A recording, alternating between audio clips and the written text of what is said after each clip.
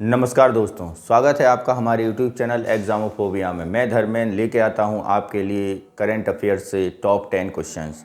तो इन्हीं टॉप 10 क्वेश्चनों को हम लोग डिस्कस करते हैं सुबह प्रत्येक दिन।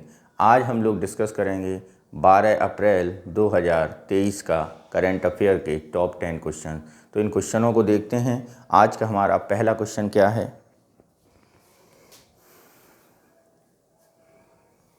पहला क्वेश्चन है, किस संस्था ने वर्ल्ड वैक्सीन कांग्रेस 2023 में वैक्सीन उद्योग उत्कृष्टता VIE पुरस्कारों के हिस्से के रूप में सर्वश्रेष्ठ उत्पादन प्रक्रिया का विकास सर्वश्रेष्ठ उत्पादन प्रक्रिया का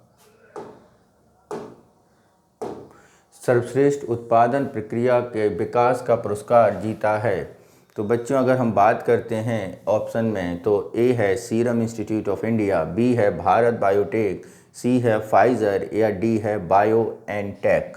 तो किसने जीता है बच्चों? भारत बायोटेक ने ये पुरस्कार जीता है। इसके बारे में जानते हैं, भारत बायोटेक है क्या।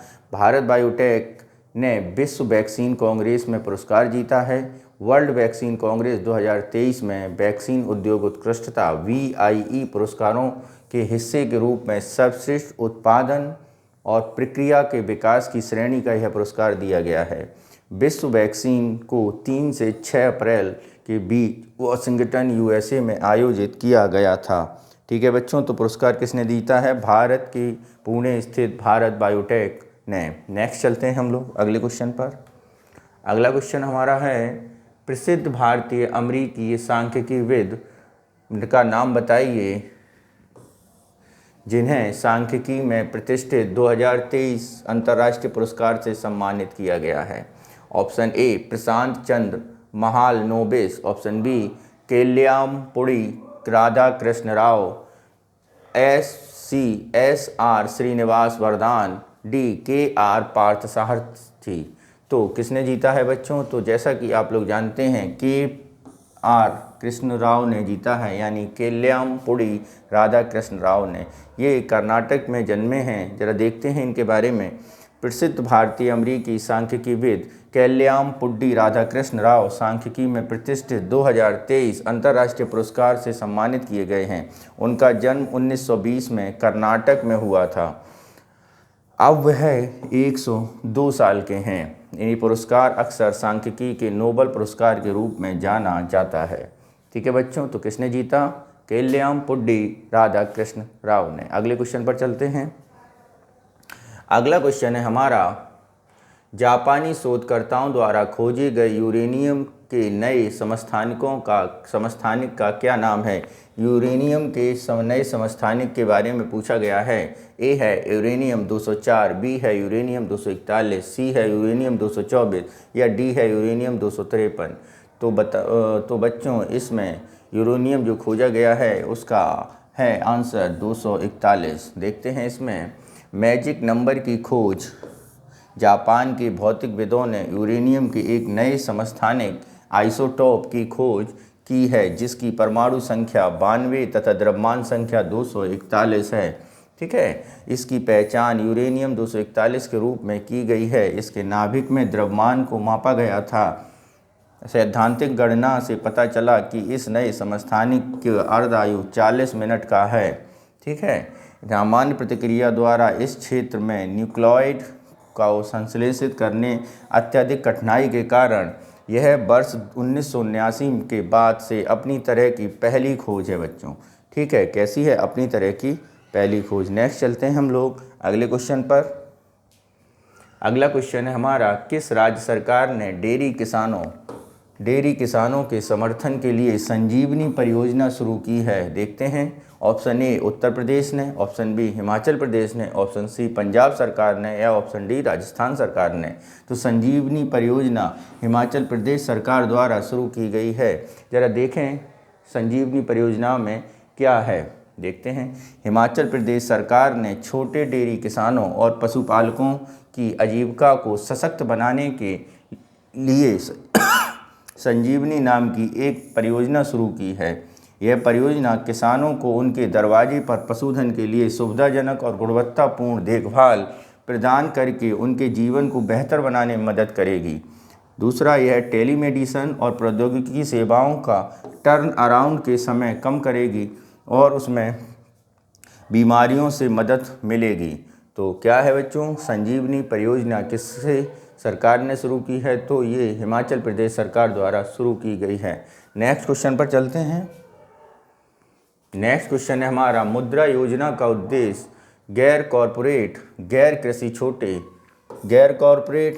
कृषि छोटे और सूक्ष्म उद्यमियों को कितने लाख रुपए के तक संपार्श्विक मुक्त माइक्रो क्रेडिट प्रदान करना है? ए 50 लाख, बी 10 लाख, सी 40 लाख या डी 20 लाख। तो बच्चों ये किया गया है 40 लाख का। ठीक है, देखते हैं इसके बारे में।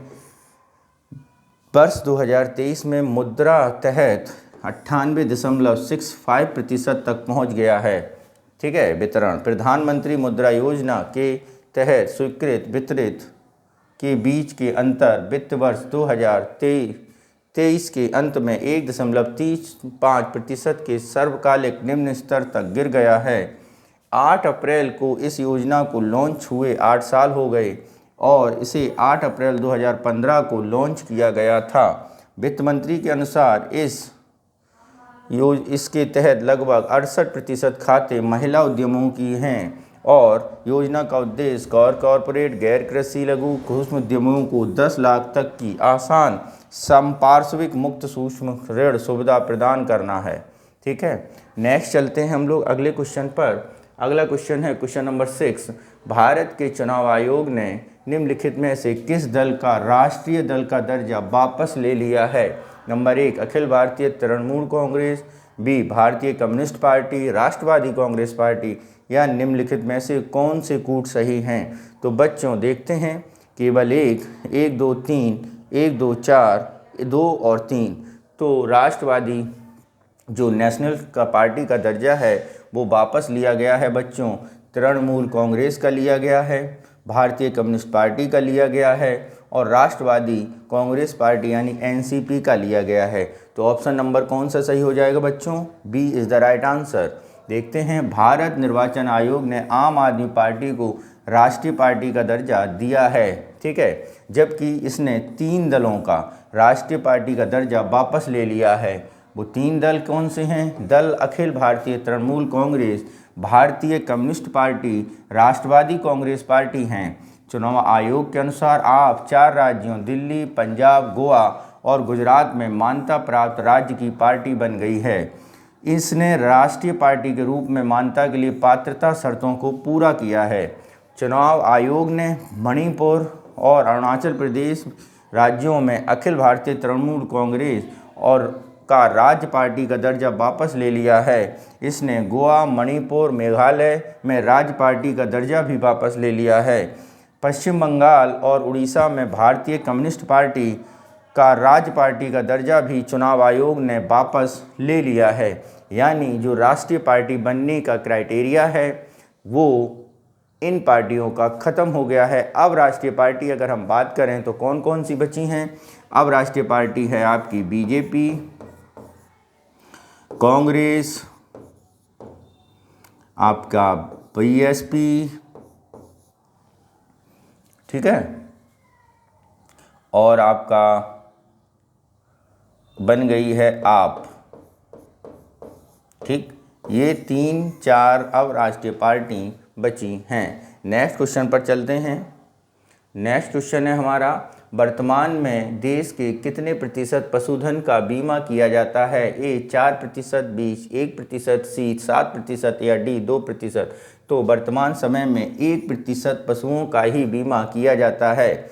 सरकार पशुधन बीमा योजना को सुधार की योजना बना रही है। प्रधानमंत्री फसल बीमा योजना की तरह एक व्यापक पशुधन योजना शुरू करेगी। ठीक है, वर्तमान में 1% से भी कम मवेशी आबादी का बीमा किया जाता है। औसत वार्षिक प्रीमियम बीमित राशि का 4.5% है।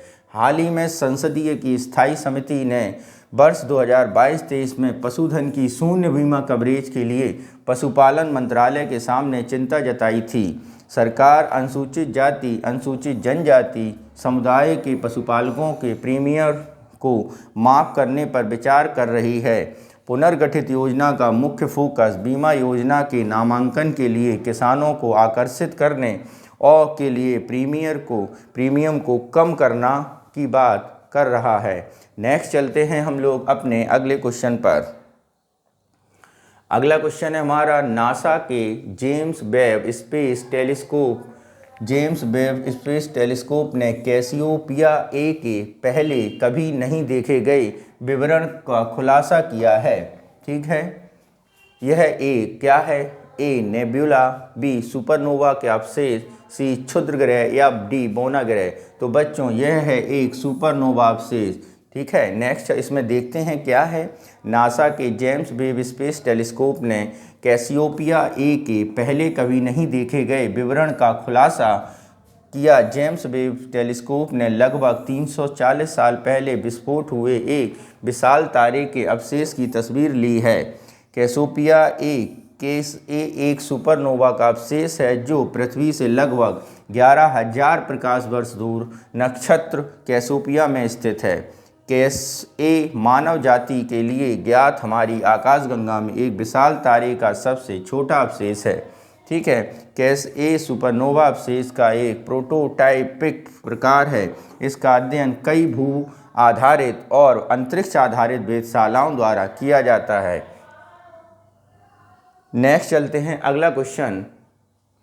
UIDAI ने टचलेस बायोमेट्रिक कैप्चर सिस्टम विकसित करने के लिए निम्नलिखित में किसके साथ हाथ मिलाया है?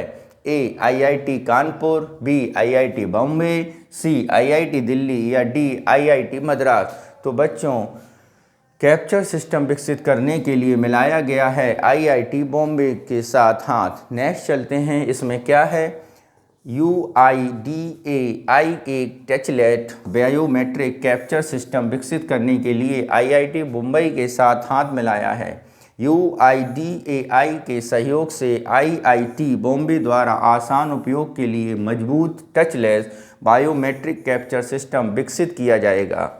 UIDAI और IIT बॉम्बे कैप्चर सिस्टम से जुड़े लाइवनेस मॉडल के साथ फिंगरप्रिंट्स के लिए मोबाइल कैप्चर सिस्टम बनाने के लिए एक संयुक्त अनुसंधान करेंगे। तो किसके साथ किया गया है बच्चों? IIT मुंबई के साथ। आज का अंतिम क्वेश्चन देखते हैं।